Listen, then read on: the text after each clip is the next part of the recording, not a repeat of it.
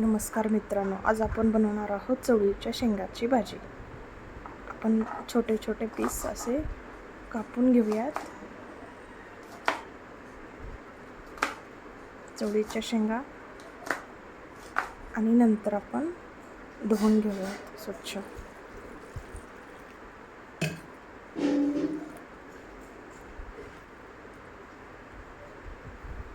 आता आपण थोडंसं तेल टाकून हिरव्या मिरच्या भाजून घेऊयात। एक 10-12 मिरच्या घेतलेल्या आहेत, आपण भाजून घेऊयात आणि वाटून मिक्सरमध्ये घेऊयात।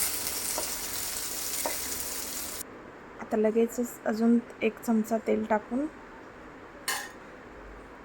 त्याच्यामध्ये लसूण ठेचून टाकूयात फोडणीला आणि धुवून घेतलेली चवळीच्या शेंगा आपण टाकूया।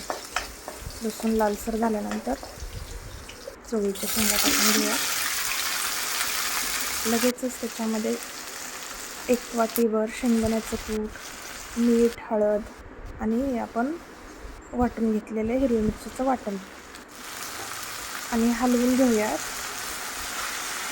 आणि थोडंसं पाणी शिजण्यापुरतं एकदम थोडंसं पाणी टाकून 10 मिनिटं आपण झाकून ठेवूयात।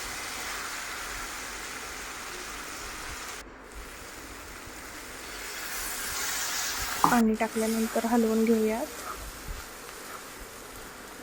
आणि झाकण ठेवून मंद आचेवरती 10 मिनिटं आपण शिजवून घेऊयात। झाली आपली मस्त चवळीची भाजी तयार। सकाळच्या टिफिनसाठी लवकर झटपट होणारी अशी चवळीची भाजी।